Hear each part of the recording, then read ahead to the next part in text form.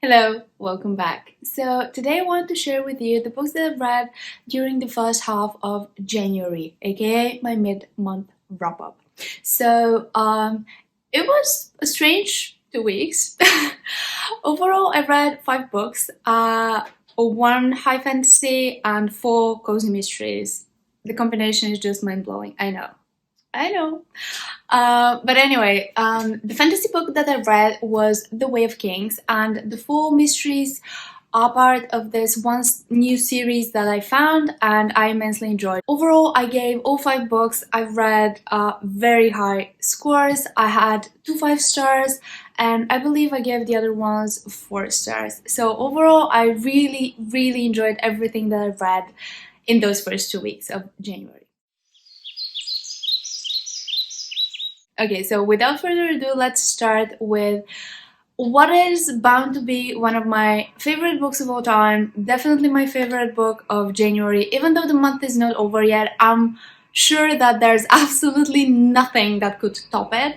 And this is The Way of Kings. So I'm pretty sure that if you're interested in the fantasy genre, you know what this is about. You've heard of Brandon Sanderson. Yeah.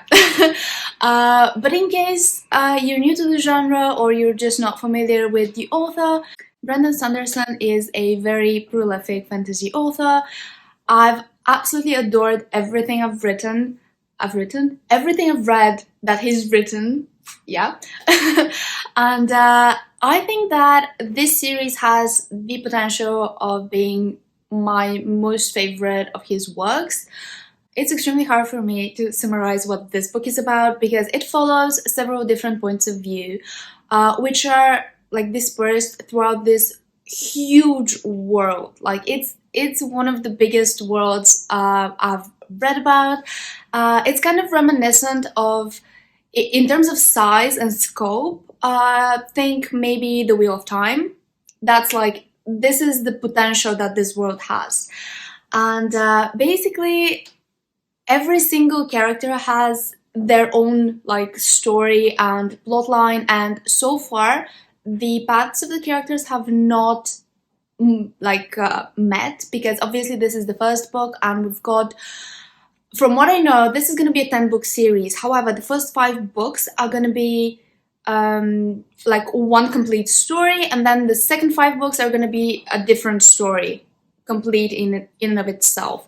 So this is going to be at least 5 books, and obviously like by the end of the first book we don't get any resolution or anything like that. So it's extremely hard for me to summarize what this is about, but basically the premise of the whole world is that this is a world that's ravaged by storms, and everything like farming, lodgings, absolutely everything, it revolves around these high storms that constantly come and basically assault the population. So everything revolves around like how to hide from the high storms, how to like live around those high storms, and that's very interesting. It's a very unique concept, and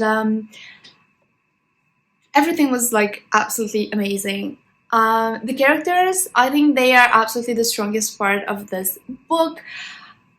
I adored every single one of the characters. I know that there is one female character, Shalon, who I've heard most people don't like her. I found her just mildly irritating, but overall still I enjoyed her points of view, and I just enjoyed every single page of this book. It's over, like my edition, this is the mass market paperback. My edition is 1,200 pages, so it's huge, and I enjoyed every single page of it. And I also kind of switched back and forth between the audiobook. I can absolutely recommend the audiobook. I believe Michael Kramer is narrating it, and he's doing a phenomenal job, as always. So, like, if you enjoy adult high fantasy, and for some reason you still haven't picked this up, highly recommend this one. Okay, so next up, while I was reading The Way of Kings, I was kind of listening on audio to this cozy mysteries series, which was so entertaining. It was absolutely brilliant. I enjoyed all of the books that I read. I read 4 books in that series. It's called Lady no, the High Society Lady Detective series. That's a mouthful.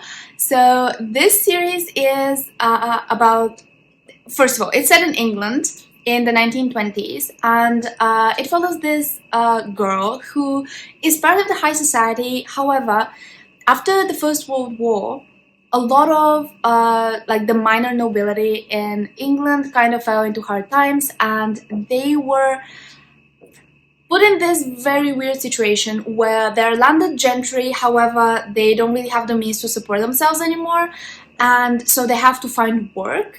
However, like in their society at that time, that was considered kind of vulgar. That's very privileged, but like that was how it was. And anyway, so this girl, her family's fallen on hard times, and she has to like find a job essentially. So she goes to London and she meets her friends, because like she's obviously part of the high society. So on one hand, she has these friends who are, you know, very rich and just like go from party to party, but at the same time she doesn't really fit into their world fully anymore because she has to work at the same time. Problem is, she cannot find a job, and what she does is she gets involved absolutely accidentally in a series of murders, and she helps solve them. So it's a very interesting premise. I really enjoyed the main character, because I think with cozy mysteries, the thing that's most important is for the main character to be likable and the setting to be interesting, because at the end of the day, the mysteries themselves, yeah, it's really important for the mystery itself to be kind of entertaining and not predictable, but still logical at the same time. But still, like, the setting has to be interesting, and the main character has to be likable. And I think that this series does it very well. I really enjoyed I thought the first book was kind of okay. I really enjoyed it, but it was just okay. It was average.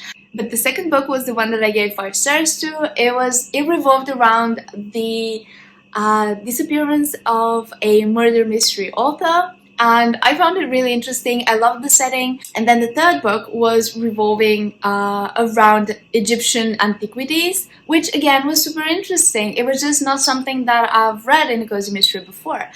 So I read the first 4 books in this series, and unfortunately my app doesn't have books 5 and 6. I have to find them from somewhere. Maybe I'll just check another app or something. But I really want to read the next books in the series, and this is definitely a very, very entertaining cozy mystery series. So if you enjoy that genre, if you haven't picked this series up, I highly, highly recommend it. Let me know which books you read so far this year, and which ones have been your favorite, your disappointments. And thank you so much for watching. I'll see you next time. Bye!